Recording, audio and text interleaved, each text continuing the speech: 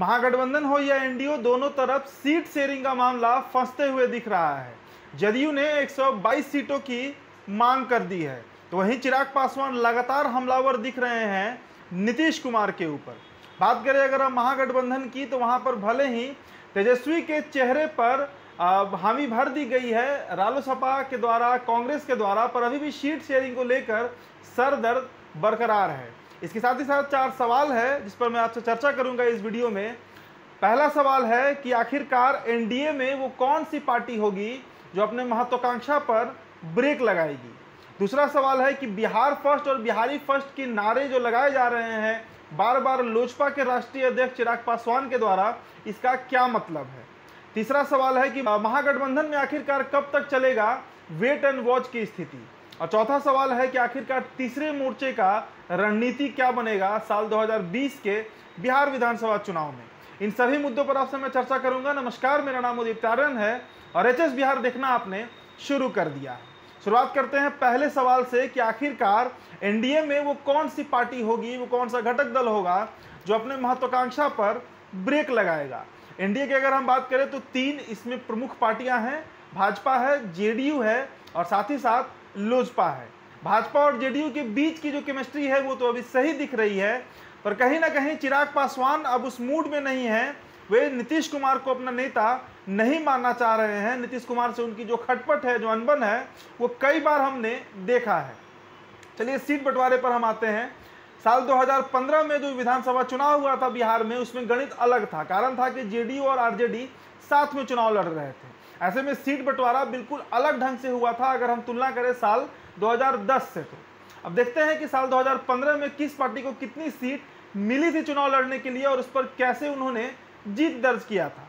अगर हम बात करें जेडीयू और आरजेडी की, तो दोनों ने 101 और 101 सीटों पर चुनाव लड़ा था 2015 में, जिसमें आरजेडी जो है वो लीड किया था। 80 सीटों के आसपास आरजेडी को था और 71 सीट जो है वो जेडीयू के खाते में गया था।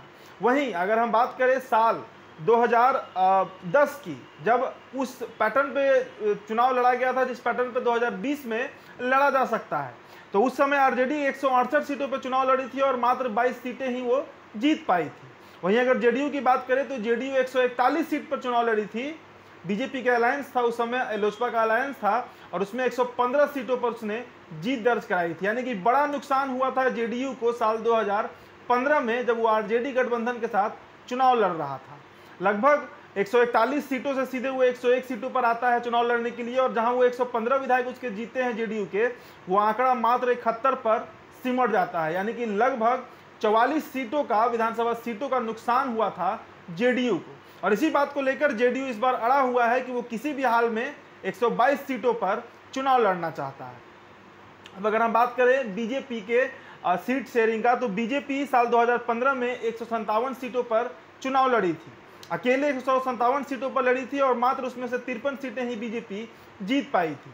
वही साल 2010 की बात करें तो 102 सीटों पर बीजेपी ने चुनाव लड़ा था और उसमें 91 सीट बीजेपी के खाते में आई थी। यानी कि बड़ा मार्जिन से नुकसान हुआ था बीजेपी को साल 2015 में। तो जेडीयू और बीजेपी दोनों को काफी नुकसान सहना पड़ा साल 2015 में अगर तुलना करें राजद से। तो क्योंकि राजद 168 सीटों पर लड़ी थी 2010 में और मात्र 22 सीटों पर जीती थी, वही 2015 में वो 101 सीट पर लड़के 80 सीट जीत जाती है। अब बात कर लेंगे दूसरे सवाल का। दूसरा सवाल है कि आखिरकार बिहार फर्स्ट और बिहारी फर्स्ट के नारे के माध्यम से चिराग पासवान क्या संदेश देना चाहते हैं।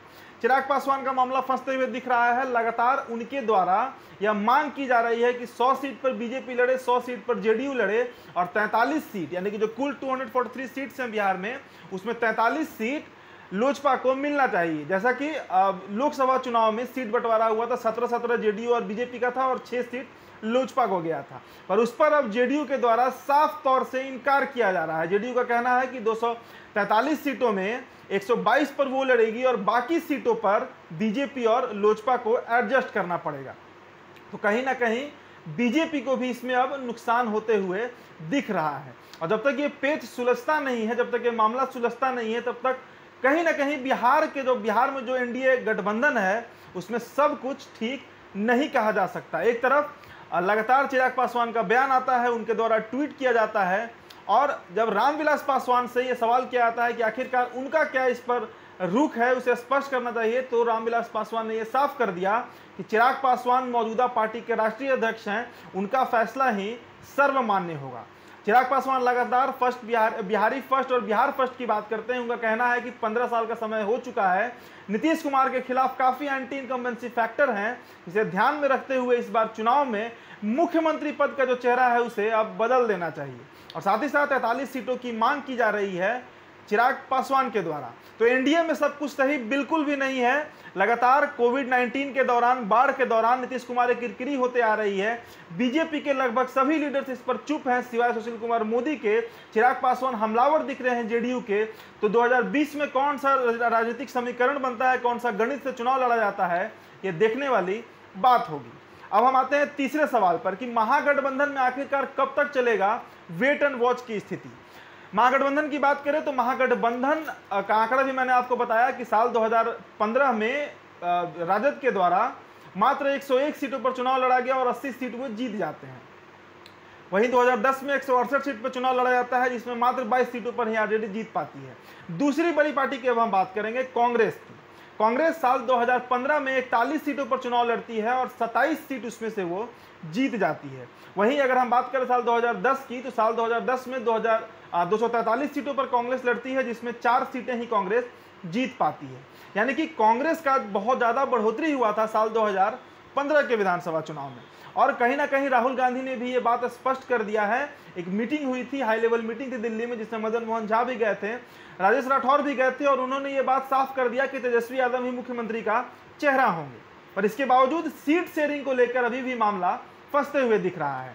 बात कर ले अगर हम छोटी पार्टियों का, जैसे कि वीआईपी है, हम है, जीतन राम मांझी की पार्टी है, रालोसपा है, उपेंद्र कुशवाहा जिसके राष्ट्रीय अध्यक्ष हैं, तो उपेंद्र कुशवाहा ने भी हामी भर दी है तेजस्वी यादव के चेहरे पर इसके बावजूद सीट शेयरिंग को लेकर अभी तक कोई भी मामला बिल्कुल भी स्पष्ट होते हुए नहीं दिख रहा है। दूसरी तरफ जीतन राम मांझी कभी कभी रह के आंख तड़ते रहते हैं तेजस्वी यादव के नेतृत्व पे। उनका साफ कहना है कि अनुभवहीन नेता है तेजस्वी यादव, और ऐसी स्थिति में पार्टी को बैठकर यह फैसला करना चाहिए कि मुख्यमंत्री दावेदार कौन बनेगा। यानी कि महागठबंधन में दो पार्टियां ऐसी हैं जिन्होंने तेजस्वी के चेहरे पर हामी भर दी है, पर इसके बावजूद मामला जो सीट शेयरिंग को लेकर है वो फंसते हुए दिख रहा है। चौथा और अंतिम सवाल है कि आखिरकार तीसरा मोर्चा का क्या होगा, क्या भविष्य है बिहार में। अभी कुछ ही दिन पहले यशवंत सिन्हा ने एक प्रेस कॉन्फ्रेंस किया था। यशवंत सिन्हा जिनकी उम्र 80 साल से ज़्यादा है, नेतृत्व काफ़ी अच्छा है उनका, सेंट्रल में मिनिस्टर भी रहे हैं, ब्यूरोक्रेट भी रहे हैं, काफ़ी समझदार व्यक्ति हैं। उन्होंने प्रेस कॉन्फ्रेंस किया था, तीसरे मोर्चे की उन्होंने बात की थी। पर अभी तक जो तीसरा मोर्चा में नाम आ रहा है सामने, जिसमें पप्पू यादव एक बड़ा नाम हो सकते हैं, लगातार ग्राउंड लेवल पर काफ़ी काम कर रहे हैं। 2019 का हमने पटना जल जमाव देखा, हमने बाढ़ को देखा है बिहार में। लगातार पप्पू यादव ग्राउंड लेवल पर काफ़ी काम करते हैं। इन दोनों की अभी तक कोई मीटिंग नहीं हुई है, ना ही अभी तक कोई भी अन्य पार्टी जैसे कि पुष्पम चौधरी की प्लूरल्स पार्टी है, प्रशांत किशोर हैं, ये तमाम लोग जो हैं अभी तक तीसरे मोर्चे पर हामी नहीं भर रहे हैं। बात करें अगर हम सीपीआई और सीपीआईएमएल की, तो वे अभी फिलहाल महागठबंधन की तरफ ही उनका झुकाव देखने को मिल रहा है। ऐसे में तीसरा मोर्चा बिहार में कैसे बनेगा और क्या उसका रूप होगा, क्या उसका रूपरेखा होगा, इस पर अभी कुछ नहीं कहा जा सकता है। कोरोना के काल में फिर से लॉकडाउन लगा हुआ है, राजनीतिक गतिविधियां जो हैं वो थम सी गई हैं, लगातार नए नए मरीज आ रहे हैं, प्रतिदिन 2000 के आसपास आंकड़ा बिहार में बढ़ते जा रहा है। इस बीच तीसरा मोर्चा कैसे बनेगा, उसका क्या रूपरेखा होगा, ये आने वाले दिनों में ही पता चलेगा। पर फिलहाल जो स्थिति है बिहार की राजनीति की, बहुत ही अस्थिर लग रही है। कहीं से भी अभी किसी गठबंधन के ऊपर कुछ कहना या टीका टिप्पणी करना जल्दबाजी होगी। इस खबर से जुड़ी हर अपडेट अब तक हम पहुंचाते रहेंगे। आपकी क्या प्रतिक्रिया है एनडीए गठबंधन को लेकर, महागठबंधन को लेकर और तीसरे मोर्चे को लेकर, हम तक जरूर पहुंचाइएगा। इस बिहार को आप सब्सक्राइब कर लीजिएगा। वीडियो अगर आप फेसबुक पर देख रहे हैं, इस वीडियो को शेयर भी जरूर कीजिएगा। आपने ये वीडियो अंत तक देखा, इसके लिए आपका बहुत बहुत शुक्रिया।